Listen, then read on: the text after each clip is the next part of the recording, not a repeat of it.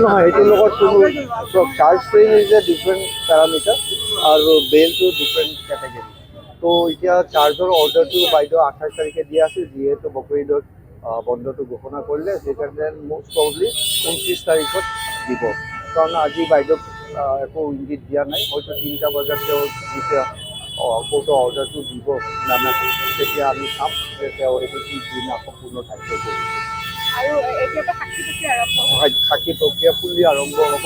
আমাক লিষ্ট দিব দিছে আৰু সঘনে বেছিকৈ সাক্ষী মাতিব দিছে আৰু লিষ্ট অফ উইটনেছখনো আসামীবিলাকক দিব কৈছে। তো আমি তেওঁ কৈছে যিহেতু দিন এবাইছ লাগিব, 8 তাৰিখে দিন ধাৰ্য কৰিছে সাক্ষীৰ পৰা।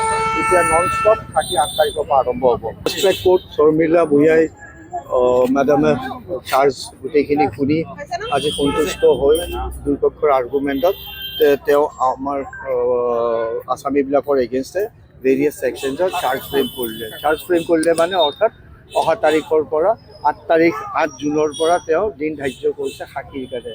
এতিয়া আচল কেছটো চলিব, ট্ৰাইল হৈ বুলি কয়, সেইখিনি ট্ৰাইল 8 তাৰিখৰ পৰা চলিব। আজিৰ পৰা আৰু কোনো ধৰণৰ আৰু নেচেচেৰিলেছ হিয়াৰিং নাই। এতিয়া ডাইৰেক্ট আমি সাক্ষী লৈ যাম।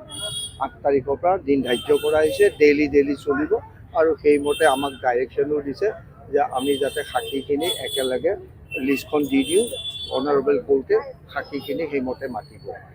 চ' আজি এতিয়া চাৰ্জ ফ্ৰেম কৰিলে against all the accused persons 36, 37, 38 BNSS।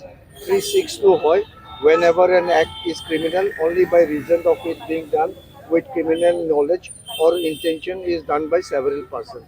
তাৰপিছত কিছুমান এগেইনষ্টত কনস্পিৰেচিও আছিল, সন্দীপন গাৰ্গৰ এগেইনষ্টে কনস্পিৰেচিটো নাই, বাকীবিলাকৰ এগেইনষ্টে কনস্পিৰেচি আছিল।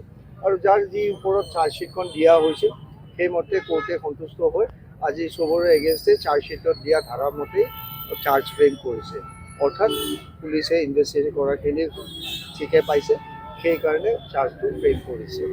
আৰু আমাকো শুনিছিল, সেই পক্ষকো শুনিছিল, অৰ্থাৎ দুই পক্ষক শুনিয়ে চাৰ্জটো ফ্ৰেম কৰিছে। আৰু আজি জেলত তেওঁলোকক ৰেড অভাৰ কৰি দিছে যে আপোনালোকৰ এগেইনষ্টে এই চাৰ্জ ফ্ৰেম কৰা হ'ল, আপোনালোকে দুখ স্বীকাৰ কৰে নে নকৰে। সেই অনাৰেবল কোৰ্টত তেওঁলোকে উত্তৰ দিলে যে আমি দুখ স্বীকাৰ নকৰোঁ, আমি ট্ৰাইলৰ কাৰণে প্ৰস্তুত আছোঁ, আমাৰ এগেইনষ্টে ট্ৰাইল চলিব লাগে। সেইকাৰণে অহা ডেটটো ধাৰ্য কৰিছে 8 জুন। যিকোনো খবৰৰ বাবে যোগাযোগ কৰক আমাৰ এই নম্বৰত 9181 307 221।